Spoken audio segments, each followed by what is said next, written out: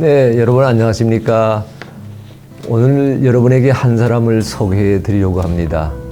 먼저 이 그림을 보시고 이 그림에 등장하고 있는 주인공, 그 주인공의 이름이 누구인지 맞춰보시겠어요? 하나님의 사랑이 당신의 삶 가운데 가득하기를. 예, 대한민국 국가대표 축구 선수, 전 국가대표죠. 이영표 선수입니다. 은퇴 후에는 한국방송공사에서 축구 해설을 하면서 유명세를 이어갔고요. 아마 여러분 박지성과 함께 뛰었던 그 한 10년간의 세월, 그때 한국 국가대표 축구팀의 그 레프트 윙, 이 좌측을 맡았던 전설조의 인물이 이영표라고 알고 계실 겁니다. 그 헛다리 짚기 기술 혹시 기억하시나요? 오늘은 여러분에게 이영표 선수의 축구 이야기를 하려는 것이 아니라 그의 신앙 이야기를 여러분에게 소개해 드리려고 합니다. 먼저 그의 간증 영상 하나를 들어보시기를 바랍니다. 제가 은퇴를 하면서 제 마음속에 찾아오는 것이 있었어요. 내 평생을 위해서 모든 것을 전념하면서 달려왔던 나의 꿈, 나의 미래. 그러나 제가 은퇴를 하고 나서 제 마음속에 깊이 찾아오는 마음은 거기에는 영원한 기쁨이 없더라는 사실이었어요. 제가 은퇴를 하고 나서 너무나 힘든 시간을 보냈습니다. 왜냐하면 선수 때에는 매번 스케줄이 있기 때문에 그 스케줄대로 움직이고 그 스케줄에서 잠시만 벗어나면 좀 해방감을 느끼곤 했어요. 그런데 이제 은퇴를 하고 나니까 제가 아침에 일어나서 매번 운동을 가야 되는데 이제 아침에 일어나서 운동을 가지 않아도 되는 상황이 일어났습니다. 그때 제가 도대체 나는 누구인가? 나는 왜 존재해야 되는가? 왜냐하면 제가 그렇게 쫓아왔던 축구에 대한 성공이 저로 하여금 행복감을 주지 못했기 때문에 그렇습니다. 그때 제 마음속에 어떤 생각이 들었냐면 내가 무언가 더 해야 되겠다라는 생각이 들지 않았어요. 왜냐하면 저는 운동을 했기 때문에 어떻게 하면 한 분야에서 뭔가를 만들어낼 수 있는지 저는 알고 있습니다. 그런데 그렇게 해서 뭔가 만들어낸다 하더라도 그것이 내 인생에 중요하지 않다라는 사실이에요. 그때 제 마음속에 어떤 생각이 들었냐면 결국에는 하나님이다. 하나님이 나를 살게 하셨는데 나를 만드신 그분께 내가 왜 살아야 되는지 물어봐야 되겠다라는 생각이 들기 시작했어요. 저는 사실은 사명이라고 하면 이런 거라고 생각했어요. 뭔가 나만 할 수 있는 어떤 특별한 일, 하나님께서 나를 위해서 예비하신 어떤 특별한 것을 구했는데 하나님이 저에게 이렇게 말씀하시는 거예요. 너의 사명은 한 여자의 남편으로서, 아이들의 아빠로서, 누군가의 아들로서, 크리스찬 이영표로 오늘 하나님이 허락하신 이 하루를 최선을 다해서 살라는 거예요. 그것이 사명이라는 사실이에요. 2002년 월드컵에서 우리가 4강을 가고 제가 유럽에 가서 성공적인 선수 생활을 하고 국가대표로서 많은 경기를 뛰고 이런 것과 제가 집에서 설거지를 하고 아기의 기저귀를 갈고 청소를 하고 우리 큰아이 작은아이를 학교에 데려다주고 그 일상이 하나님 보시기에는 전혀 다르지 않다라는 사실이에요. 절대 그 높은 곳, 사람들이 모두가 다 달려가려고 하고 있는 그 인생의 정점이라고 생각하는 그곳에 하나님의 은혜와 행복이 있지 않다라는 사실이에요. 진짜 은혜와 하나님의 사랑과 행복은 바로 지금 우리가 각자의 자리에서 지금 바로 느낄 수 있는 그거라고 생각합니다. 그렇기 때문에 저는 하나님이 대단하시다고 생각해요.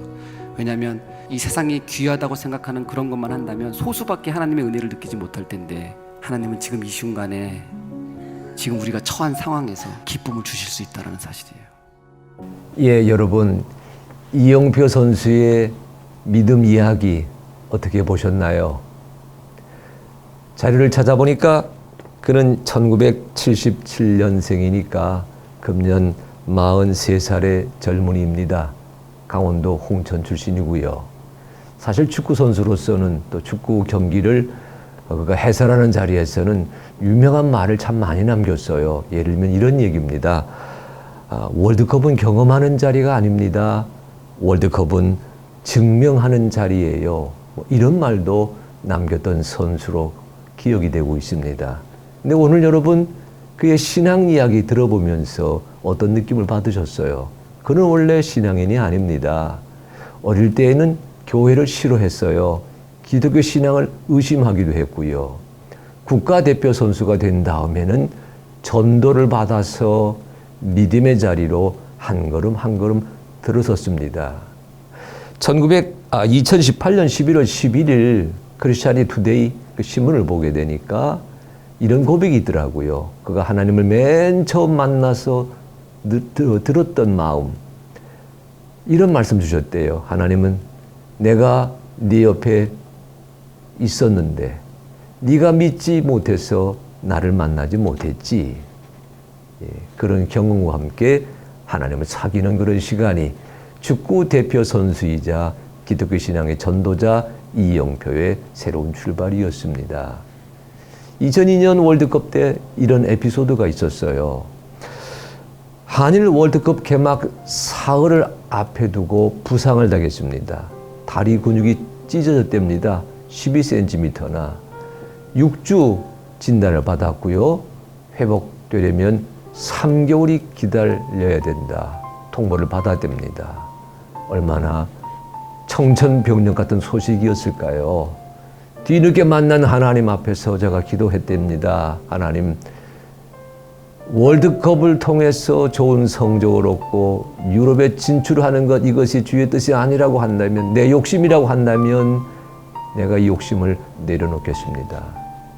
평안한 마음과 함께 경기에 임하게 되었습니다. 처음 2경기는 부상 탓에 출전하지 못했고요. 그 다음 경기가 포르투갈과의 경기인데 신기하게도 그 아픈 다리가 아픈 줄 모르고 뛰었어요. 여러분, 그때 이 이영표의 어시스트를 받아서 박지성 선수가 여러분 포르투갈과 경기하며 골을 넣었던 유명한 장면, 16강에 진출하는 경기 기억하시겠어요?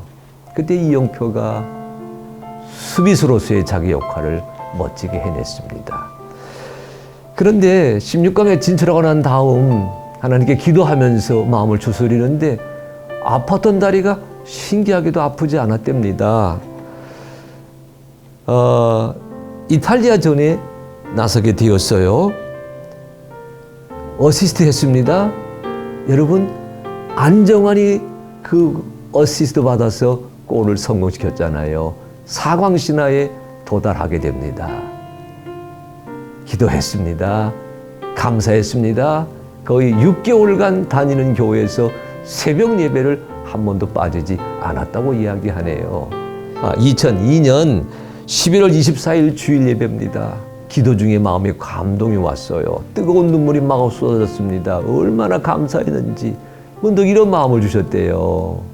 내가 너를 유럽에 진출하게 하겠다. 2주 후에 히딩크 감독이 와서 그를 유럽으로 데리고 가고자 약속했습니다. 5주 후에 네덜란드 아인트호벤 팀에 합격했고요. 그가 이런 말을 하더라고요. 이 세상에 우연은 없습니다. 모든 일은 다 하나님의 은혜입니다. 그렇습니다, 여러분. 세상에 우연은 없습니다. 모든 일은 다 하나님의 은혜입니다. 여러분, 모든 일이 다 하나님의 은혜라고 고백하는 자리에 함께하지 않으시겠습니까? 살면서 우리를 보다 나은 우리 되게 하시는 하나님의 은혜의 자리에 여러분을 초청합니다. 모든 일은 하나님의 은혜입니다. 고맙습니다.